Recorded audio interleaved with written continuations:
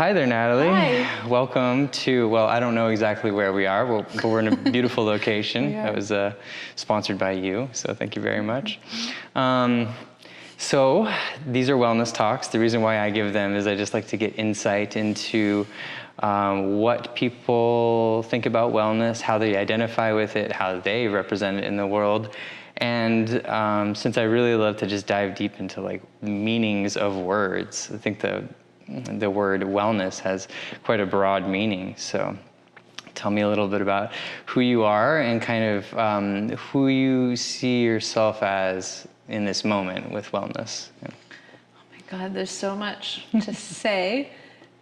This topic has been woven into my entire life. Mm-hmm. I was born to two people who worked in this industry. Okay. Before it was as trendy as it is now, although they came from the hippie days or the 70s, so it was trendy then too in a different way. But in the wellness industry, like I grew up with kind of like granola, alternative healthy food. Sure. My dad taught meditation. He'd been a Buddhist monk. Hippie in that era. Yeah. Exactly. Yeah. And like it was, that's when Eastern philosophy and psychology and spirituality became popular. So my mom did a blend of Western and Eastern psychology and therapy. My dad had a yoga center, one of the first meditation and yoga centers in Montreal. So I grew up in that climate, but like anyone who grows up with something from their parents, there's a natural rebellion against it as well. Yeah, at first I feel like, and it's like a soft, like I need to get to know this on my own sort of thing. But yeah, and then you come back to it. Somewhat, yes. Yeah, you end up like becoming them somehow. Yeah. And I at least for me, like I see that it wasn't really my area of interest. I was like an actor and I was in the art world and I went more like Western culture, and then I came back to it. And then being in an environment like Sarah, that kind of adolescent rebellion has come back. Because even though I grew up with yoga, just like the oversaturation of these kind of trendy things like yoga and the sound journeys and all these things, they're not things that I have anything against in and of themselves. But when you're just hit with it from every angle, I guess I do have that little rebel inside of me that tends to kind of like fight back when I'm just like force fed it from everywhere. Mm-hmm. Or when it's just like not the only thing to do, but the most prevalent things to do are in these what I call like pseudo spirituality sort of communities where there is gems of wonderful, beautiful amazingness. But then there's just like a plethora of zirconian stones, I guess you could call them. Like there's diamonds and then there's zirconian stones everywhere. So it's just frustrating to get to the meat of wellness, Yeah, and I think most of the modalities I've experienced here, I've enjoyed. So I don't actually have that much negative to say about things I've directly experienced. Sure. But like you said, it can be the lack of variety sometimes, like when you're looking at a roster of activities in a day and there's 15 yoga classes, but you think like, wouldn't it be fun to do an African dance class today, or something like that? Sure. So it's just kind of missing a little bit of that variety. And I've also always made a point in my life to surround myself with people who have different perspectives than me. So when I was in Montreal, before I moved here, I was like the hippie of my circle. Okay, yeah. And now that I'm here, I'm taking this kind of contrary position to that because I'm trying to find a balance and I'm trying to seek out people who have different perspectives to mine to help broaden me. Sure, I think that's healthy also. Yeah. And it may be a type of personality that doesn't want to be, black sheep is like kind of like a generic sort of word you could use for it, but I find that there's a lot of those here. A lot of people that were trying to escape being like a stereotype, I guess. Yeah. And then, exactly. So that's an amazing thing. Do you find that you don't want to just be like a new stereotype, like you were fighting the mold in the old situation, and now you don't want to just fall into a new echo chamber. Sure, yeah. So before we started recording here, you're kind of like talking about how you're transitioning in your apparatus modium, and how you both see the world and how you want to present yourself to the world, and so kind of what well, okay, like what kind of space are you moving from, and what kind of space do you want to move into?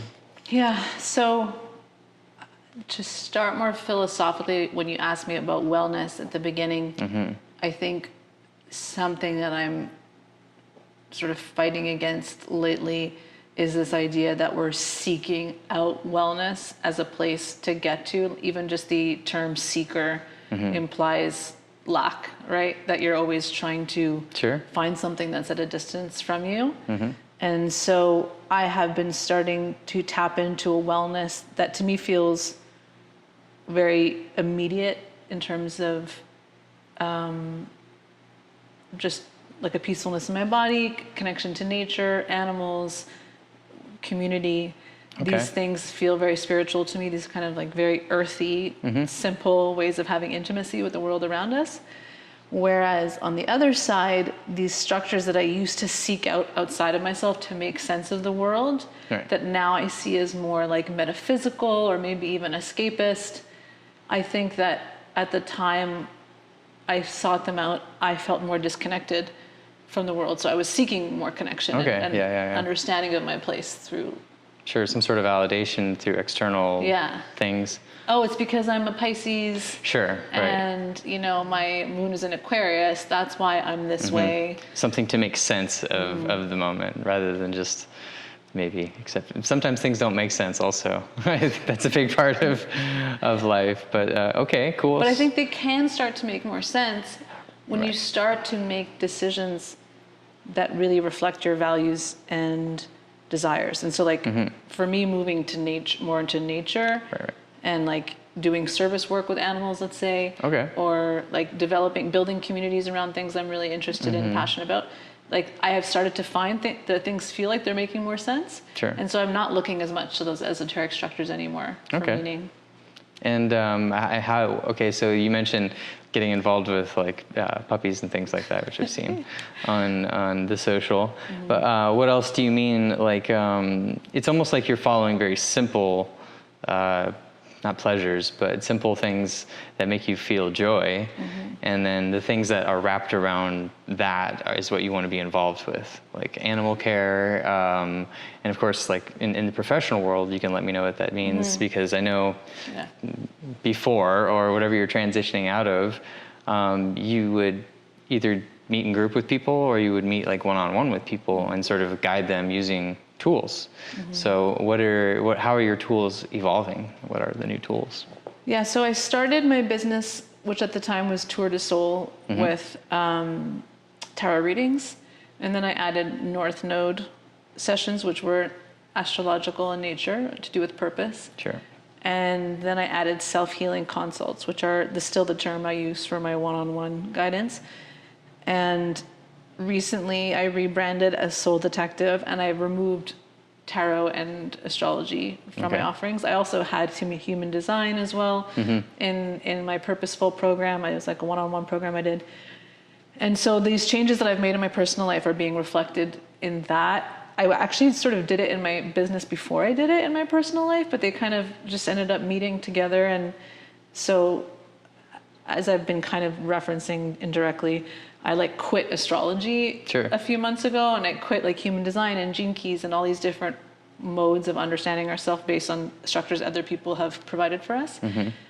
And I still use spirit guidance, divination. I still rely heavily on intuition as the primary modality I'm working with the people, or access to their unconscious. But I'm interested in giving people that immediate relationship to these things, where I kind of facilitate them in finding the healing from themselves or the guidance from themselves, rather than imposing a structure on them from the outside and being like, you are this way, it's better for you to do these types of things, you know. And it's strange because the irony is that, let's say I used to really love the North Node in astrology, and that tells you where your purpose is moving towards. And mine was about moving away from spirituality to a more materially grounded form of that. That's a simplification of it. So it's interesting that it's like my North Node fulfilled itself, and then I like shed it like a skin, like okay. And I actually, it's not that I don't feel less spiritual, but so to give you context about where I am now, I have this membership community, and I really love seeing people supporting each other. So I'm not the only one helping them facilitate change. So it's more of a group. Yeah. And I've had experience with support groups in the past. Like I had like a sobriety phase where I used that, and I really loved it. And there's something that feels very wholesome about community structures versus one-on-one sometimes. I think you can get validation in a group also. And just to connect it to, I've always been curious, and maybe you can answer this now that you've had this kind of epiphany, or that you're moving out of something. With astrology and a lot of systems, like neo-systems that have been made based on old technology, we'll say like astrology, for instance. Why is it, do you think, that people gain such identity in being called like a Leo or a Sagittarius, or my moon is in this? And I hear what you're saying about if I have that, it can also box you into like, okay, now you're this, and that maybe might be pretty limiting for certain people. But I guess, like, what do I mean by that? It's yeah, I guess I kind of want to know, like, what do you think it is to people to have that kind of identity? I mean, on the less flattering side of it, I think some of it is fear, like an uncertainty, and we're looking for belonging. Sure. And a place in the world. And I'm actually very interested these days, and I'm working with purpose. Like I did in my program Purposeful, and I'm doing it in this program called the Career Camino coming up, where I'm like helping people find their place in the world. So I think that's still a valid search that we're on, just trying to find our place. Sure, yeah. But that's exactly what triggered me towards making this change. Is I would hear pretty much like most people in Osara, in a single sentence, they would be like, "Oh, that's my Leo rising, right and away it's because before, I'm a 1-3 generator." Yeah, they preface themselves. They're just like, "I'm this, this, and this." And it becomes like a validation for their behavior as well. You know, like, "Oh, that's because I'm a reflector, so I don't need to do this." And well, I guess I don't need to learn anything about you because now I know everything, right? Yeah. Yeah. And I would be so influenced by, like, let's say if I was dating someone, once I saw their astrological chart, I couldn't unsee it. Right. And I became very prejudiced about them based on that, you know? I could see that coming from a lot of people here, men and women. So it was more something I was fighting with myself. I realized that my brain was so conditioned into going into these patterns that I didn't want so much real estate taken up by that. So why do people do it? I think we have these structures that are dismantled, just structures of meaning. Like maybe we see, you know, through our parents in certain ways, or our teachers, or maybe there's certain ideological systems that we lose faith in, or belief systems we used to have that we no longer hold. And so we're looking for new structures that we can hold on to and believe in. Yeah. But what's been really powerful is I think that I thought it would be harder to let these ones go than it was. And instead of feeling unmoored and untethered, I actually feel like it's almost more safer and more held. Well, I think you kind of hit it on the head when you said it's like almost like a weight that you carry around. Because if you associate yourself with a set of, like I'm a Leo, you know, and I think I do share attributes with the quintessential Leo, but then I really look at it and I don't want to be bound by that. So it almost to say and identify like, oh, I'm a Leo, I'd rather just identify as Orion, and then but I'm just even you saying your Leo, like my brain now is thinking like your hair is like a lot. You have like a lion's mane. I know, even your name Orion sounds like there Orion. Might be some similarities here. Like I can't stop seeing the confirmation bias in me. Like now that I think of you as a Leo, I'm finding proof constantly. I'm a Cancer too, though. So see it. You being on camera, like that's a Leo. We could say that's a Leo thing, but all of a sudden we start reducing you to this confirmation bias, right? Yeah. So, but I think that like there's a lot of everything in life that has truth and falsity in it. Like it can be true that like I have the tendency to look like that, and I might be wild, and that might even have some sort of legitimate based on when I was born, the stars, the environment, all that kind of stuff. There might be some legitimacy to it. But what I'm hearing from you is kind of like the underside of that, which is like it can be heavy to also identify or it can be limiting to identify as a Leo or a Capricorn or like whatever, just based on what the world tells you.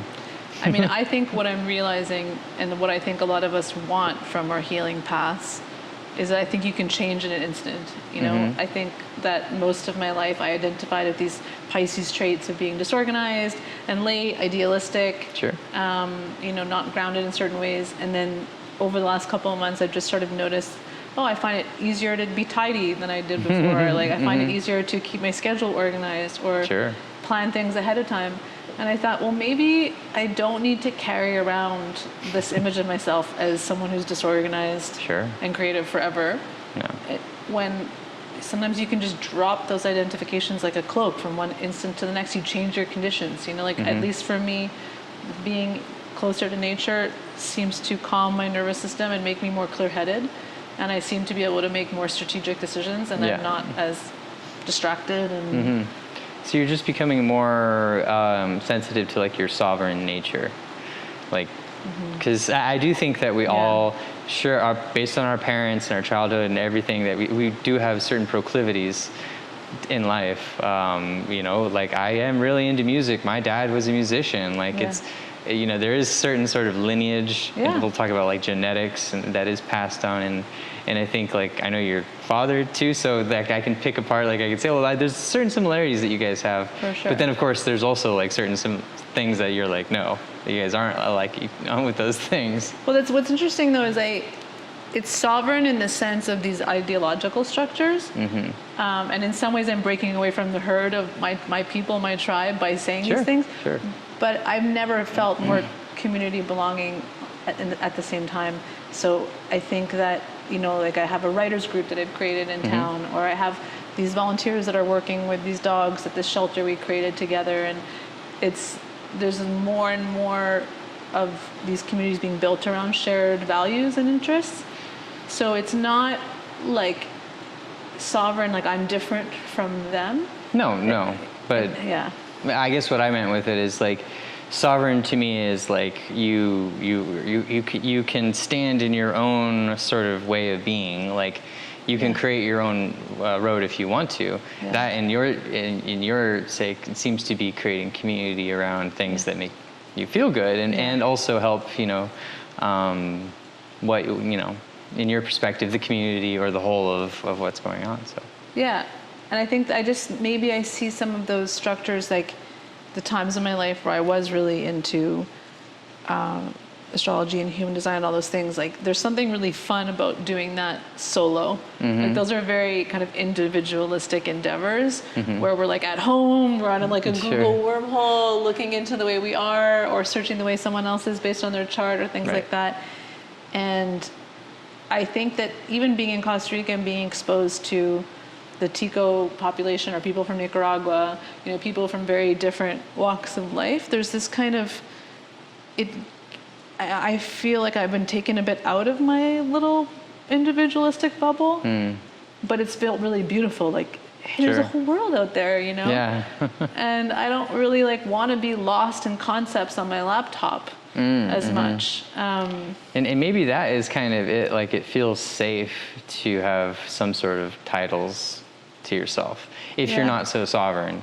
If you're sovereign, I feel like you don't even need to give any titles to like who you are. You just be. And other people can give you titles and they can say, oh, you're like this and oh, you're like that. But at the end of the day, I think that's generally for them. Yeah. And if you can be sovereign, another title, but I think it's the closest you can get to it. You don't really need any of those things. Like, yeah, I much prefer being named things by other people because that's actually one of my biggest triggers. I'll claim that as my trigger. Maybe I have shadow there, but I'm really reactive when people identify themselves in a certain way, especially like they'll say like, oh, you know, like as an empath, you know, for example. Yes. Or like as a light worker. Oh, or, you know, and it's like, or like, oh, even when you say like love and light, when people say like love and light, it's almost like I really feel that if you are those things, you don't need to say those proclaim things, them. No. It's a bit pretentious. That's what I say, like in this pseudo-spiritual field, and there's a lot of pretentious nature. I mean, like for me, I grew up in a Sikh family surrounded by all these these big wig spiritual people who claimed they were this and that, and I'm this and that, and the big guys like Yogi Bhajan and these other big spiritual leaders, in like most of the time they just didn't really want anyone. They didn't want any titles or anything like that. And they had their journey and their path, but you can tell someone when they come to you like, oh yes, I'm a 5th level spiritual master of the whatever, and you're like, okay, that's cool. Like Willy Wonka, like stepping back, like, ooh, tell me more, like of this imaginary title, or maybe it's like a pyramid scheme that they got like a 5-week program on, and now they're like, so I think. No, I see that with like the goddess culture here too. Goddess level 1, 2, 3. I don't know. It's just sort of like, and I don't really know why I react to this so much, but just that even when someone calls, I'll be honest, and I don't know who I'm going to alienate by saying this. I apologize, but like even when someone calls me like sister, invite or refers to themselves and us as a group of girls as goddesses, sure. There's just something in me that reacts, because while I truly feel that emotionally, there's almost like as soon as you verbalize it, it almost feels like it's cheapening it. Like sometimes in life the word doesn't describe the thing. Yeah. And of course. Like for some reason I keep thinking of this person. There's this Nicaraguan man who was managing the property where I was living before, and we would take care of the dogs together. And he was just like so connected to nature around him, and knew all about plants, and was helping mentor this kid in town and who didn't have like a great home situation, and he was teaching him how to do some tasks and stuff like that. And to me, like, this person was very spiritual. Oh yeah. And there's no way he's going around calling himself spiritual. Sure. Right? Sure. And so it's just those things where I love to feel that and perceive those things in people. But to me, the most potent people are the ones who are really understated about it. And very quiet. They usually, I mean, like doing the work, I guess you could call it. They don't so much, I guess, I don't know, they don't sell it as much. And I get it when, if someone is in a field and they're like a wellness practitioner of any kind, and they're really good at it and they have a gift and they are out there selling it, that's great. Yeah. It's amazing. But there is a difference between the people who are doing it because either they think it's cool or they want acceptance within a tribe of people, or maybe they're just looking to make money, versus people who are legitimately spiritual. And honestly, I think that can mean so many different things. Totally. It's like wellness, it's like love, it's, these kinds of words I think really do need individual meaning from each individual.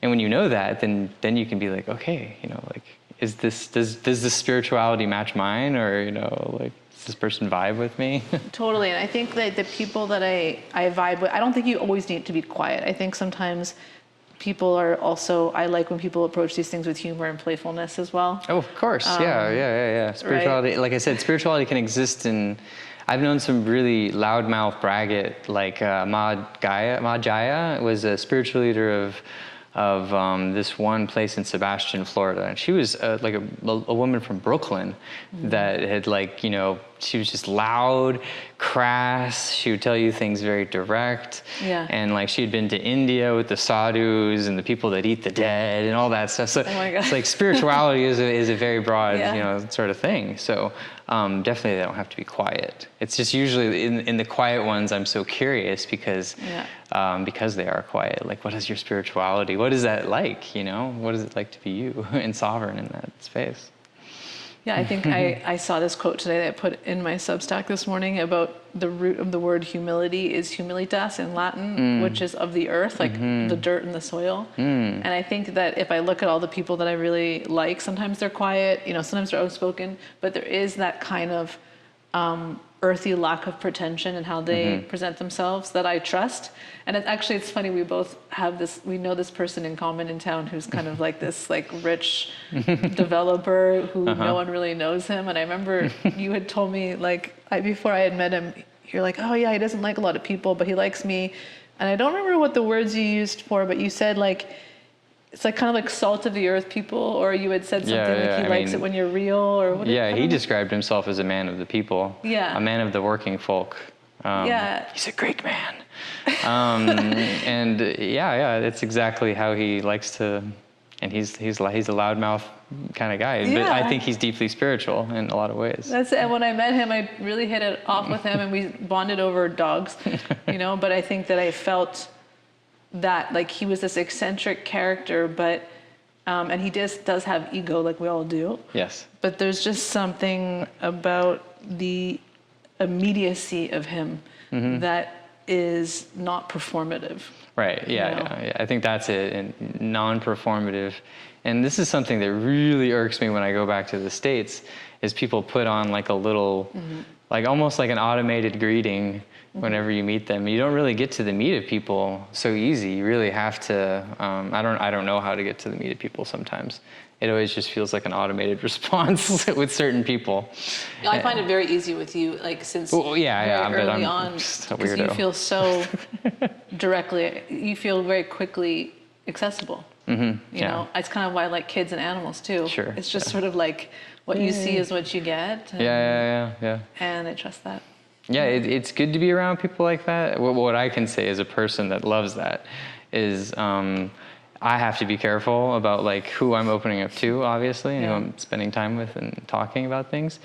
But I really love it because it gives me a chance to get to know, if someone really wants to get to know me, like I have so few people that I actually hang out with, and they can just, I'm right there and it can happen, as opposed to like having to dig through so much. And maybe I'm just lucky I don't have all this trauma to I don't know. But yeah, I was going to say that in a way, what we're being critical of, like I think that in a way it's a privilege if we feel like we can have that openness with the world. It's probably a sign of being loved supported by our parents, or yes, to a thank you, certain Mother. Yeah, thank you, Mom and Dad. Like, no, seriously, because I mean, they gave us that kind of subtext of like, it's safe to be yourself. 100%. And my parents, like, we didn't have a ton of money, but I think they spoiled me in that respect of, they wanted me to dictate my own life and reality. Like if I didn't want to do something or eat something, they trusted my ability to make decisions for myself. And so I say that with compassion. When I sense someone putting on artifice, it's not that I don't feel for it. I'm just sort of claiming that I have a strong reaction to it. And on social media, of course, that's there's a whole other level of that. And I think that in business, it can slow your growth to not engage in that kind of performative artifice. And Definitely. I mean, it's got to be about business if it's business. I think in like high-end business, you learn like who's actually there to do business versus like who just wants to do business. No, tell me, what do you mean? Just people being on the level, like not skirting around asking for what they want, being very direct about money and how it moves and how it operates, and not trying to inflate an idea beyond like what it's fiscally worth or... you just know when you're sitting down with a person who's an entrepreneur, like they can read you in a second, and they'll know what you're worth to them in that sense if you're sitting down for a meeting. And I think that's a really amazing skill to use in social settings too, is really sit down and say like, okay, where are you going to meet me at in this moment? Are we going to talk about something deep, and can I go there? Or should we just talk about the rain and surfing and those things are fine, but just knowing where you're at, I so relate to what you're saying, because I'm trying to I'm trying to become more financially literate, which is turning out to be an entrepreneurial education as well. Yeah. And I'm really enjoying this kind of approach to being more direct. And I think that when I was younger, as an actor, model, whatever, I thought I had to like charm people into things. And then, I would encounter these business people who would be like, okay, well, what's the reality? Or what's the number? What's your plan? Or what, And I used to be terrified of that and really avoid those kind of confrontations. And now it's sort of the opposite. I'm actually I think it's like, for me, I feel there's this journey in my life from moving towards imagination based, although I still feel very creative, to more like reality based. That's just what my healing journey looks like for me right now. And some part of that reality based are like numbers, brass facts, like if I do this, and I'm taking that kind of empirical approach in my business now. Like I just did a survey And I'm so used to just sort of imposing like what I think is of value and interest to my audience and clients. Right. And now I'm actually asking them, wait, do you even want this? Do you even struggle with this? Do you even need help with this? And it's so refreshing to actually hear what people resonates for people. Right. Yeah, no, it's a good. Well, what do you feel has been the biggest sort of like ding, ding, ding, like this is for people, like what's been affecting people the most? What's the biggest need, I guess? Well, right now I'm doing a survey on a very particular program that I'm trying to develop. But one thing I'm realizing is that I think like when you really go deep in marketing, there's actually kind of an interesting spirituality to it because it forces you to become more specific and with yourself. And so you get a lot more clear on your own story and your purpose and how you're showing up and why. And I think that sometimes people, they don't recognize certain things about themselves. So if you're speaking, if you like, for example, I have come to think that my work is about intuitive decision making. Okay. But if I see the way you just were like, yeah, okay, whatever. Like more or less when I say people it, like they give me that kind of neutral response. Like that sounds interesting, like whatever. But it's sort of like this kind of like vague response. Yeah, so, intuitive could mean a variety of things. And so people don't necessarily recognize indecision in themselves necessarily.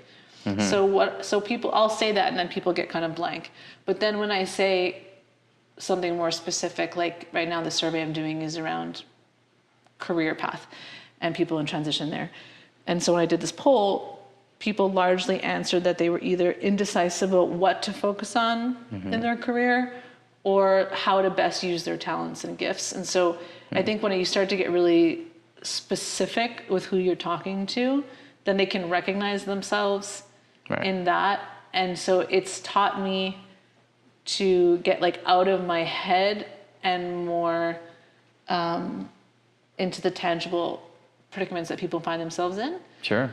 I think it's like when people say the more specific you get, the more universal it becomes also. Whereas if you try to make something universal, it touches no one. Whereas the more I go personally into the wounds of my own story, the more I reconnect with the universal again. Okay. And I think that what's been very beautiful for me to discover through the survey, for example, is that where I've struggled the most, I think, in my life is that as a kid, I was successful as an actor in my career. And then since then, I've never had an easy time finding my place in the world professionally and financially and as an adult. And I've had so many like false starts of things that were really promising, or I started to get a lot of momentum and then I would quit because I didn't feel totally fulfilled and restart over and restart over and restart over. And that's been so painful, but it's something I've carried around with like kind of like a shame, like as if I need to hide it and put it behind the curtain. And the more I go into the specific of that pain point, the more I'm discovering other people that are in my orbit, socially and professionally, that feel those things as well. Oh, okay, yeah. And so that's kind of what the survey's been revealing to me, is that like we think we're alone in something, but there's a lot of commonality in that sort of aspect. Like, the shifting of professions, especially, like if, I guess I don't really have a lot of exposure to people, but like I think a lot of jobs are changing right now in general. Like the whole world is changing, so I think in general right now it's very difficult for people to say like, what should I do, when so many people are actually saying that. And here in Nosara, I think there's a limited scope of what you can do, like also just to pay the bills, you know, like so taking care of base number one. And then when you can get to that space, when you've created, like you're talking about numbers, and when you create that vessel that feels really safe, then the creative stuff comes online. Then you can have access to like that aspect of yourself. But I mean, stop me if I'm wrong, I don't mean to put words in your mouth, but it does feel like you're in that space of like, okay, I'm going to create like a really strong boat before I go out into the sea. And I think that's because I mean, I've failed so many times in like my own endeavors and projects. And so I don't think like failure is inevitable, like in like 90% of the things that you're gonna do. And I think it's finding that joy of like what you're doing, like building that boat, and then hopefully enjoying it. But Well, I think that you learn a lot more by failure than waiting for the right thing. Yes. And I've been having fun with this play on words of repurposing. Like we're repurposing our past experiences, and we're kind of weaving them into our wisdom, what we're learning from. Mm-hmm. And so like I get really excited, like when let's say if I think of you, I'm like, okay, you have this history of photography and videography. You have a history of body work. You have a property that you're managing in a retreat center. Yeah, all the things. You know, you're a business owner, you're all these things. And it's so funny, the things that we resist can become like the opposite for us. I always resisted niche, and now I'm really excited about it. Oh yeah. Because I'm starting, just what I've been learning from people in this wealth space is that they seem to sort of suggest that why not focus on making money one way primarily at first, like really putting your eggs in that basket first, but then you can have hobbies and you can have dharma and service work or whatever, you know? Yeah.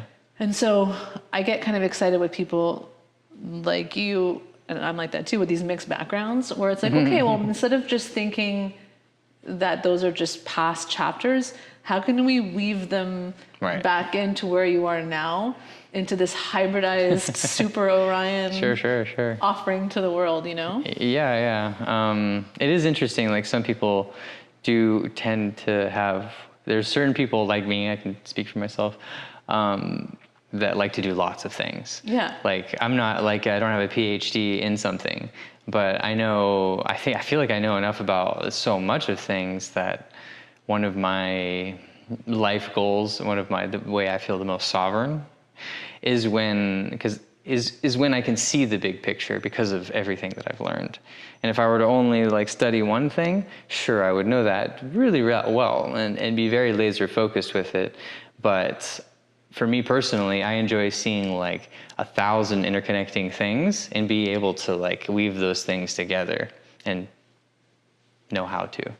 But let's just say, as an exercise, if I could give you the salary that you want every year, but I asked you to commit to earning it through one primary modality or project, which one would you choose? I would probably choose still to just be a creator, because I've been there where I could make millions doing one thing, and I was like, I'm not going to do this. Only because I do really feel like there are certain people that it is like their life goal to be a teacher, a life goal to be a doctor, and that's really what they're tuned into. And like you said, that's how they make their money. And then they have, of course, like other things that they tie into. But I do think that, and I know quite a few of these people who are just like big vision holders. And if I were to say like, oh, I could have been a doctor, or I almost feel a little bit of guilt, like, oh, well, I'm nothing really. But what I've begun to realize is it's just the way I am is I'm not going to be any one thing. I'm going to be someone who sees a big picture and can help other people to find their one thing. And I could really try to do one thing. I really could. But I just don't think that I would succeed at it, or it would just not make me happy. Maybe I could do it, but it might not make me happy. Yeah, I mean, I definitely prefer to be doing I do a lot of different things, but I don't know. I guess I have an inner dialogue with myself about, or an inner battle on this. Sure. But what I, realize is, let's say, for example, working with animals, like as soon as I just decided that was unpaid service work, it freed me up so much, because I spend now as much time doing that as I do my job. And it feels amazing. Like I don't need that to be my job at all. Right. But then every time I've done these future self meditations, for example, and I see myself in this kind of other reality, I see myself writing as one of the main things, and being known for my ideas. Okay. And so I might be in media, and I might be having businesses, but the kind of the root of it comes from this body of work around ideas. And so right now, that doesn't feel like the immediate way to make a living for me. Oh no, I don't think it's the way to make a living at all. Not right now. Even for me, as I'm talking, I don't think that's a good idea for anyone to make a living. If it works, it can. Yeah. But So that's kind of like, I have decided to create space for that in my life through this writing group, through starting the Substack, through kind of trying to have a daily writing practice. Yeah. And that has a place. The service work has a place. But for now, I've decided on one vehicle as how I earn a living. And it's still something I'm really passionate about. No, it's but great. It's discipline just kind too. of consolidating the energies a little bit, and like each has their place in the family. You know? Sure. No, I think like talking about those people who know how to laser focus on one thing, I think a big part of it is that they've developed discipline in their life. The discipline of that thing or the things that revolve around that. And it's one thing that I've had. I enjoy discipline, but sometimes I have a hard time actually like keeping to it. You know, I can develop it, but then, you know, like really using discipline to get what you want is there's something different between that and then just like doing a discipline to feel like you can, like just running to feel like you can develop to run. That's great. That's a discipline. Yeah. But in professional world, if you can harness a discipline to make you money, then that's like. Yeah. I think that like this program that I'm developing, the Career Camino, I see the target audience as people like us, where my goal is not to really try to restrict these multi-talented people into a restrictive discipline. Sure. That feels confining in some way, but to create a kind of either like a business or a system or a presence or legacy, a job that allows for the flexibility of evolution. So basically a career that can evolve with you. Yeah. And so that's what I found that's the difference between, let's say, past iterations of myself with the acting or in the art world. Like when I left those industries, Like that was it. It was like ground zero, Done. you know? Yeah. I mean, I have the memory of the skills inside of me, but I'm not in those industries at all. Sure. Whereas when I started a brand that was around myself and my ideas with Tour de Soul, I've now removed all of the offerings I originally presented, but there's been a consistency in my presence online, engagement with my community, and I've been able to transition as my soul evolves. My business has been able to evolve with me, and that feels really empowering because I'm not starting over again after 3 years. I'm still transitioning, Sure. but in a way where I get to carry that momentum forward. Okay. You know? Interesting. So, what would you? That's an interesting thing. It's almost like a chameleon in the way of being able, or like a snake being able to shed a previous self. But like you said, like learning from it, I think is like a key thing. So, what would you hold on to the most, like moving into this new space? Well, what I realize is, again, it comes back to looking at the previous versions of yourself. That's why I'm saying I want to find people paths that weave in all these facets of who they are. Because if we can find something, like for you, if you had a path that didn't involve the body at all, or it didn't involve media at all, you know, it would, eventually you would tire of it because it would feel like an incomplete Orion, you know? There's like that primal aspect of you being embodied, whether it's movement or... Yes. You know, and then there's this aspect of you that like is more philosophical, and then there's the aspect of you that has the technical skill with media, right? So there's these different facets of you, and if you were just to complete, it's almost like amputating a limb, you would feel that kind of phantom limb. And so to me, what I'm doing now, it weaves in the philosophical writing I learned in contemporary art. It weaves in my production experience. It weaves in the being on camera. It weaves in all these my spiritual upbringing, so it becomes much more sustainable. Right. Because I know myself now that it's like these things are all important to me, and they always have been. And so if it sort of shifts a little bit more towards wellness, or it shifts a little bit more towards philosophy, or if it shifts a little bit more towards media, it's still sustainable for me because it includes so many selves, so many different Natalies. Sure, an amalgamation of things. Yeah. And something that came to me, so like as you were talking there, where we're moving now with technology and everything, it's becoming less and less important of like actually the physical nature of jobs, and more of like kind of like life experiences. I hate to use the word coaching because it's so broadly used.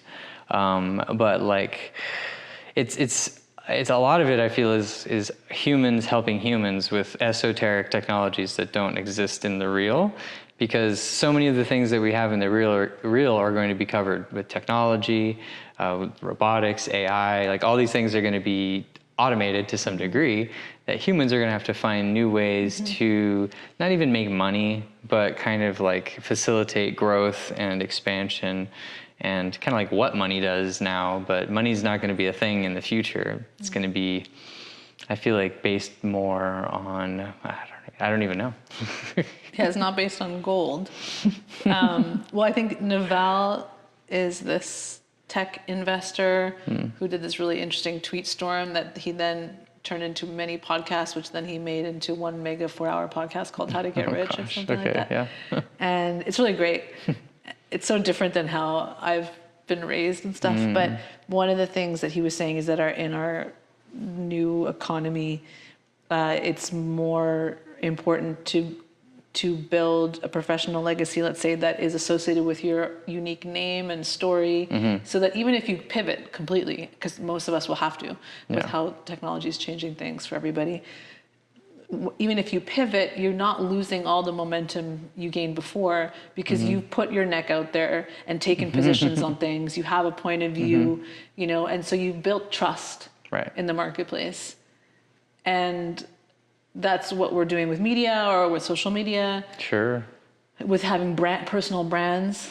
And so I think that's also what I'm interested in, is we used to find security through that job in the company and like the benefits and all that kind of stuff.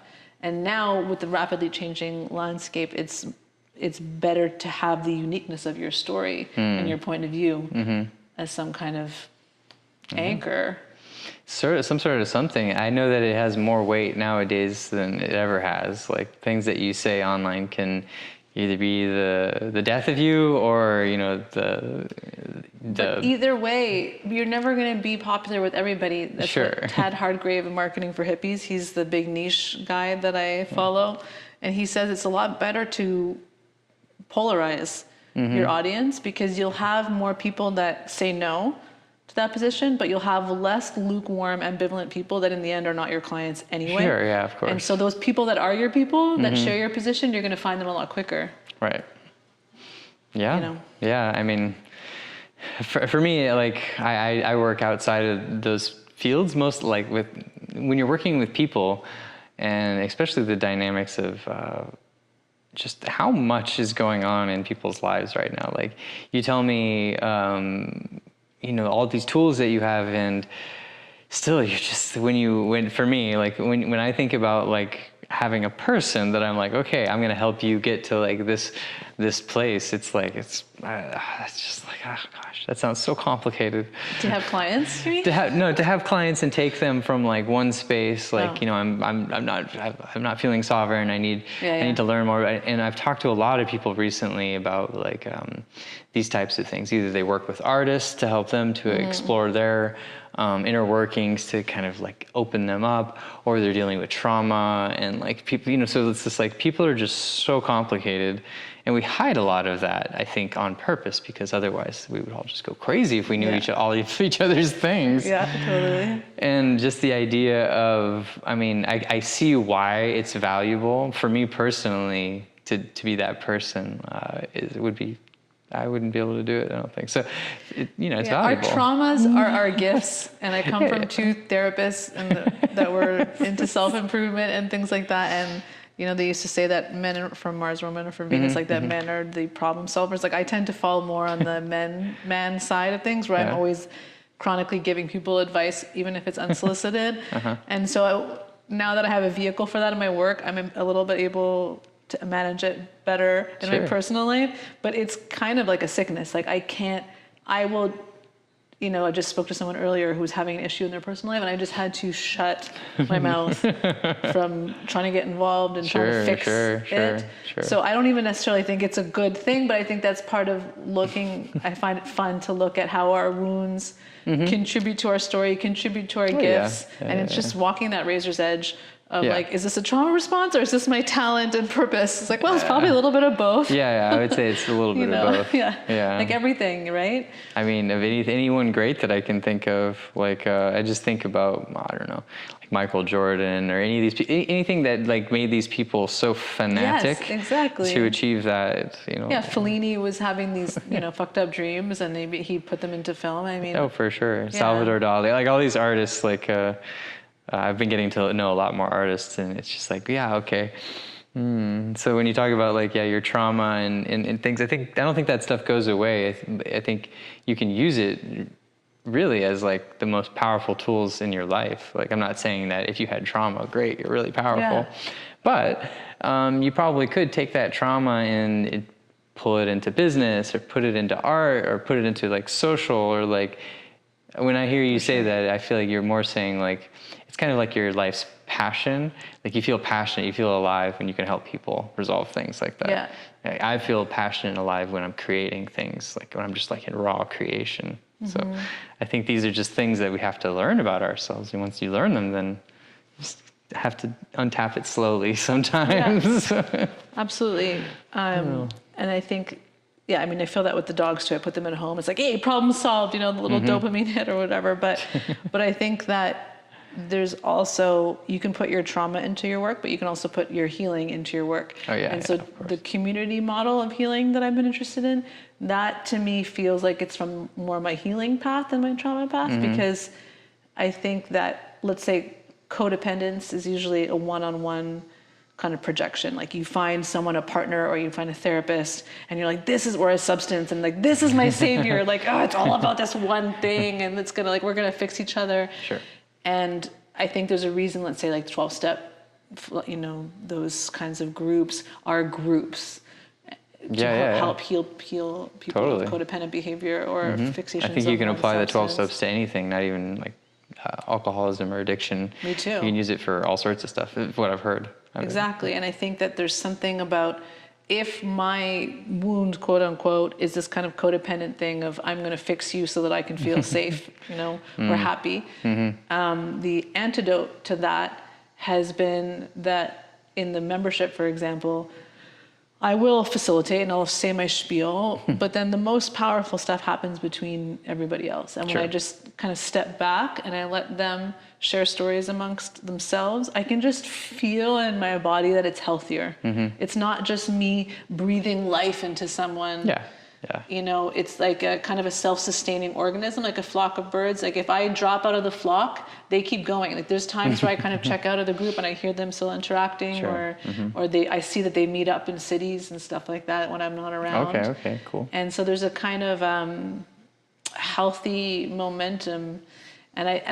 So that's what I find exciting too, is like seeing the business as this thing that organically evolves. And so the wellness that I started off with at the beginning of the business, I think as I've been able to heal, it's a cliche, but my nervous system by living in this kind of environment, for example, it's changed the way the wellness is showing up in the business as well. Yeah. And it feels really refreshing. So wellness is it is kind of like a changing thing for you. Yeah. And of course I don't think it should ever be something static. It's just a word. Yeah. And that's why it's so interesting to ask people these types of questions, because you never know in 5 or 10 years, when you look back at this and say like, oh, that's what wellness meant to me then.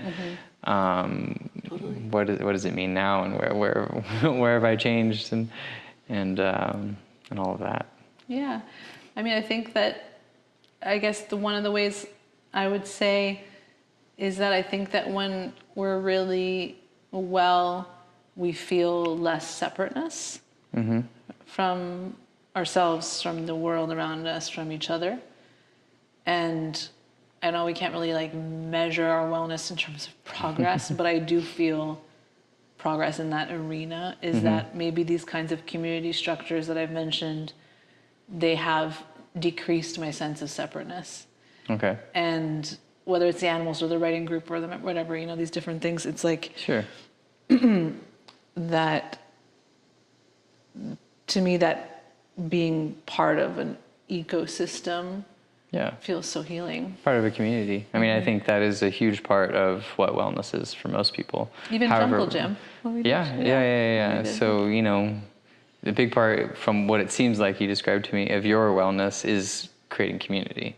Yeah. And that can be small, it can be online, it can be in person. I mean, like you said, maybe even just starting something and stepping back. I don't think there's any rules written around. And I've had to learn this, like what community is, because I had a very staunch, sort of strict definition of what community is. And people would always say it here in Nosara, oh, there's so much community. And I would always be like, what are they talking about? You know? You don't think there is? I think there is, but once again, I think I was viewing community as like a very specific thing. Mm-hmm. And I think in Nosara, there can be communities based around puppies, there can be communities based around women's groups, there can be communities based around making money. And it can be a very fluid sort of thing that's just, you know, a group of people coming together for a common goal. And that can be making money, and that can be it's common women, goal. It's shared values. Mm-hmm. Like when we did jungle gym, that kind of those outdoor workout survivalist things.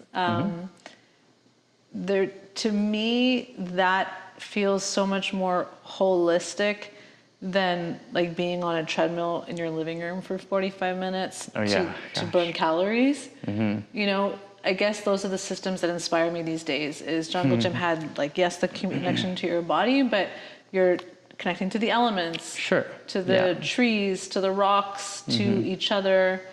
And there were some moving moments to me in those classes. And I think that those kinds of structures, like if you can have these kinds of structures and models for wellness that have a lot of inputs, there was also people from very different cultures. We had Tico, we had Gringo, we had like a mix of all of that.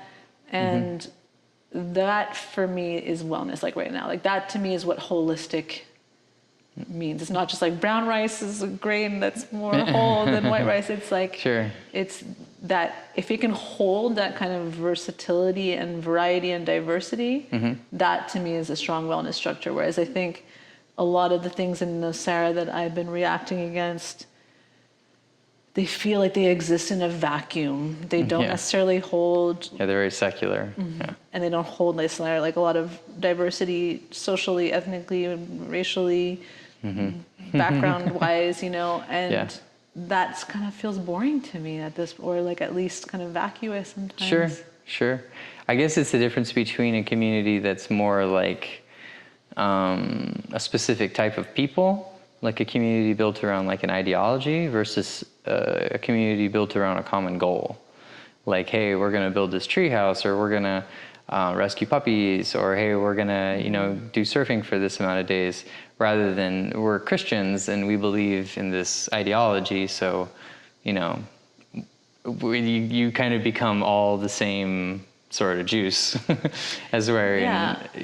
But you know, Sarah, the reason why I see it like a community is I think there is a lot of gathering around shared ideologies. You know, and a lot of people do come here with similar interests in, you know, spirituality or health, or, and I think that is pretty beautiful. Because, like you said, we might have been outliers where we came from, but it's not to be taken for granted that we're just so many like-minded people in one space. So I don't want to diminish the value of that. I think that's pretty spectacular. I guess more or less I was looking for like, it's really nice to have a community of people together for a common goal that share different ideologies. Yes, as well. Yeah, exactly. Because, and you also realize they're not that different. That's what's like they're kind of, at least that's my experience, is I've been feeling like that I'm realizing that it's not always as big of a gap as I thought. Definitely not.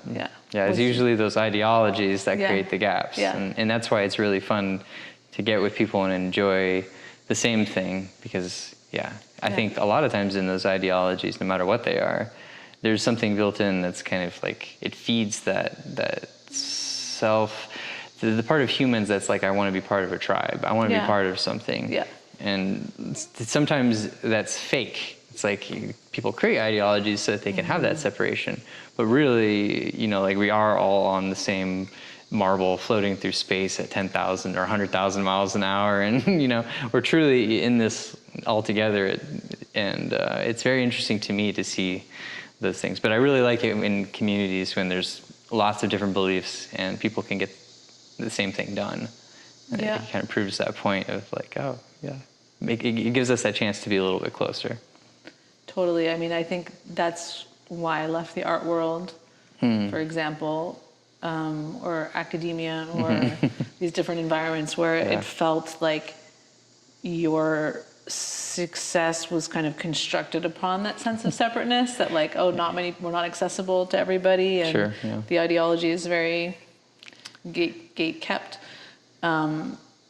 Whereas now I love those kind of like more porous systems, and I find that if you get to know people that are thoughtful people, or that have thought about their values, or are at least living consciously in some kind of way, you find that no matter what background they come to very similar conclusions, maybe using slightly different language, right? But it's still going, don't worry. Yeah, no problem.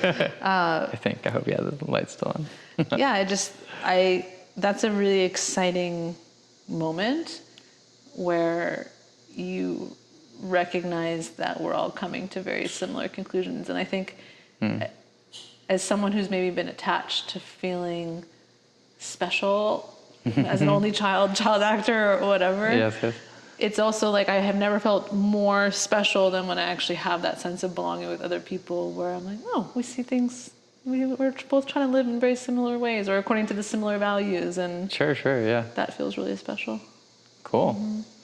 Well, I don't know how long we've been sitting here talking about nonsense, but I guess like what else can we how can we wrap this into like a nice where do you see yourself now? Like, what's the next step for you? And like, how can people get in touch with you in that way?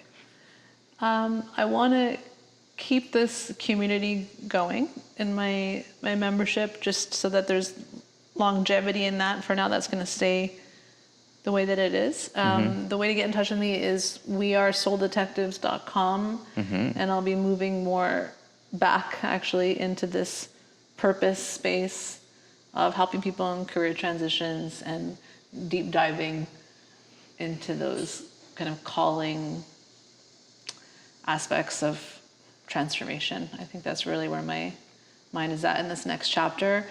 And then I'm on Substack as Soul Detective. I'm on Instagram as Soul Detective. And I think that I hope that people will feel a home within my platform of someone who's really been deep in this personal development space for a long time, but also is willing to challenge some of the like cliches or trends that it's not to criticize from the outside or tear down. Sure. But I think that when we have the courage to kind of like poke at things a little bit and question, or to take a point of view, that can connect us with our tribe faster than ever. And I've found that the more outspoken I become, the more I'm getting real responses from other people as well. Sure. And so, if you're looking for like kind of a raw, hopefully authentic take on some of these things, then maybe you'll relate to what I put out there. Yeah, and people who want like, from what it seems like, people that are asking questions about things right now, which is totally amazing. But more like asking questions about questions. Looking for a certain sort of depth in what they're doing, maybe, or. Yeah, I just see a lot of reproduction, like Walter Benjamin. This is from the art world days, when he was talking about the reproduction of the aura, and like there's this kind of mass production in the spiritual space of, like the plant medicine ceremony, or the tantric space, or the sacred union, or these terms, right, that we're just like regurgitating all the time. Yeah. And I admit it's hard to avoid these words. Like when people ask me what I do and I have to avoid mentioning the word coaching, for example, it's like it's hard to avoid these cliches. I'm not saying it's so easy, but I think it's worth trying to find nuance and to think for yourself and to rely on your own experience and your own common sense and trust your intuition, because I think sometimes it can be dangerous just to hop on bandwagons. Oh, yeah. And It might feel good. It might feel easy. But I don't think that's the long-term answer. yeah, I don't even know if it feels easy, because I think that when people do things that are not fully authentic, there is an unease there. Right. And what I have learned in my personal life through like relationships with abusive narcissists, for example, or whatever, just so many things that I've learned in my life, is like that little voice in you that says, I'm not really comfortable with this. We try to shove that down, and we're like, no, just do the thing that you're, it's expected of you, or what's getting the response out there, or maybe this looks like the strategically best step for me, or everyone else is doing it. And I just find it works so much better to really trust and respect that little voice in you that is like, I'm not comfortable with this. Sure. I think a lot of people have a problem accessing that. Like, just even, like, I was surprised, and I won't mention any names, but like certain people in my life that have like just little things that I found out that they weren't mentioning that would have changed the whole course of actions. Like very simple things that they just felt afraid to even speak up about. Like what? Well, a lot of it's cultural. Like here, even just the way, if you're out with someone and you're like paying them too much attention or something like that, it might be seen a certain way. And just to be aware of that, or to communicate that with someone, but instead maybe that someone doesn't tell you that interacting with that way is going to mean something in their culture. They stay quiet and they don't speak up about it. And then at some point and someday it becomes an issue. Or maybe that person overstepped with an action, or I think it can exist in lots of different ways. It's really just, it goes back to that being really sovereign about how you feel, and feeling like the freedom to say like, no, I don't want that, or no, I don't want to go, or saying like, I'd rather do this instead, like just very, very simple, but like core issues. And what you're saying is, I think hitting on that is like, if people just expressed that little voice that you were talking about more, then we would save so much time in the end. And trauma, like I think that the cringe, that little ick factor, sometimes it comes very subtle, and then very often if you look at the result, it can be disastrous, the consequences of not listening to the red flag, for example. And I've had disastrous consequences of not listening to it in my life, in the form of a very abusive relationship and different forms of working with narcissistic people and things like that, and that had destructive consequences. But that's why I'm fascinated in intuitive decision making. I think that path is what made me so fascinated with that. Is like going to those moments of decision where you're like, I can't even really find proof of what's not feeling right here. But because I've learned how grave it is to not listen to it, then I'm going to really start to notice those nuances in myself when I'm making a decision. And just to give you a concrete example, it recently happened to me in a dating situation where I matched with someone, and there was just a tiniest kind of indication of something that was maybe mismatched with what I was looking for. So to your point, I just kept bringing things up as we went, because it wasn't really final enough to just shut the door completely. So just as things would arise, I would say, well, this, I'm not really sure. And they would respond, okay. But the more I brought things up, the more the sculpture kind of took shape, And at one point I said, no, I'm calling off this date. I don't feel right about this. And then they took it quite well, and it almost made me doubt myself, like, oh, maybe you're too harsh, and maybe now you've gone from being a pleaser to being too, direct or whatever.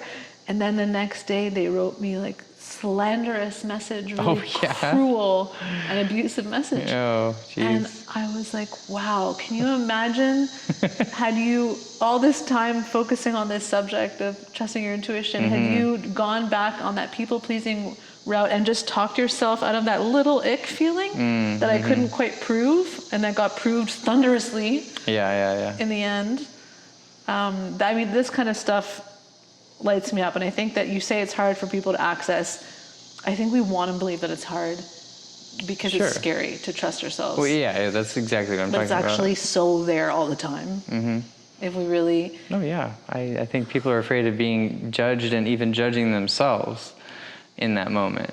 Like, just saying no to just like little things. Sometimes it amazes me how I think it can be. I'm like, why didn't you just say no to that in the moment? But they held on to it, and then they would say no to me later. And I get it. It can be very, especially depending on what kind of a situation. You might be social. Yeah. You might be in front of friends, family, whatever. Yeah. And you don't want to say that thing right there. But it's amazing how powerful it is if in that moment you can even just say, like, can you stop for a moment and just clarify something, and then gauge what kind of reaction you get from this person. But the whole like holding on to something for X amount of time, sometimes it can be days, sometimes it can be weeks, sometimes it can be a month, sometimes someone comes back to you and says something. So I don't want to get too carried away with that, but it's just to speak into that little voice that you're talking about. And then when you learn to respect it with yourself, that's something I've been thinking about lately, are the internal boundaries. Like when you're able to clarify. Those are probably more difficult, actually. They're much more difficult. And the outside ones become more easy once you clarify the internal one. Sure, yeah. But I've also found it goes both ways. Like once you get clearer on them, then when other people set them with you, it becomes more like, oh, okay, like fair enough. You know, like if I really want to be true to my standards and preferences, and if I'm not the right thing for someone else, it becomes a lot lighter. Like you don't hold on to it as much because you start you feel more comfortable with other people setting them as well. I mean, we can use another dating example, and I'll just be quick about this one. From the man's perspective, I was dating someone and they wanted more, and I just simply told them, I don't actually have the capacity to give you what you need. And I know this might not feel good, but I would rather see you with someone that can give you what you need, and that would fulfill my desire of caring for you, rather than you trying to convince me to give you something that I don't have and then feeling guilty about it. And culturally, this took a little while for me to explain, but in the end she was like, okay, I really do understand that. And this was a day after, actually, but she came to me and she's like, it took me a little bit of time to understand why even you would do this. It doesn't sound right to me. I think I relate so much from the woman's perspective of, because I ignored my needs and preferences sometimes, the reason I was doing that was also unclean, because it came from trying to convince the other person. Yeah. It's like you sense like, oh, the other person doesn't seem exactly where I am, and you're trying to work around that. And you think, oh, if I just show this person, they'll be convinced, they'll want what I want, or things like that. Like I'll turn them around, or I'll get them sober, or whatever, whatever it is. I'll fix that thing and turn them into what I need, or whatever it is. And so it's interesting, like there's like this cleanliness on both sides. When you say like, no, I'm not going to settle on what I want, but I'm also not going to try to coerce you into being what I want and need. For sure, yeah. And it's just sort of cleaner for everybody. It is. And the sooner you do it, the better. Exactly. And it never feels good, but it kind of like doesn't feel that bad after a while. And it's like a clean cut heals faster. Yeah. And I mean, I used a relationship example, but you can do this with anything and everyone. If a friend that you've known for 20 years has always annoyed you about something and you just never told them, and this one time you just decide, like, I'm just going to tell you now and explain myself, you risk whatever, like losing a friend, but isn't it better to lose that friend than to just pretend to... In my experience, there's been wildly less disagreements and miscommunications and conflicts since I've been living that way. For sure. You might limit your scope of people that want to hang out with you, but they probably only wanted to hang out with you because you gave them something false. That was compromising yourself. Exactly. Either it could be money, it could be energy, it could be sex, it could be whatever. I think we can do this in a multitude of ways, but... really, that's a good way to tie it in. Is listening to our small voice. Exactly. As a mascot for our wellness. Yes, that's like sums up Soul Detective pretty tightly. Cool. Yeah. Well, I think we can wrap this conversation upon that. Yeah. So thank you so much for talking to me about this and giving me a wonderful, beautiful Airbnb, we'll say. Beautiful. I can't mention where it is, but Yeah. It's, thank you. Thank you so much. It was really nice.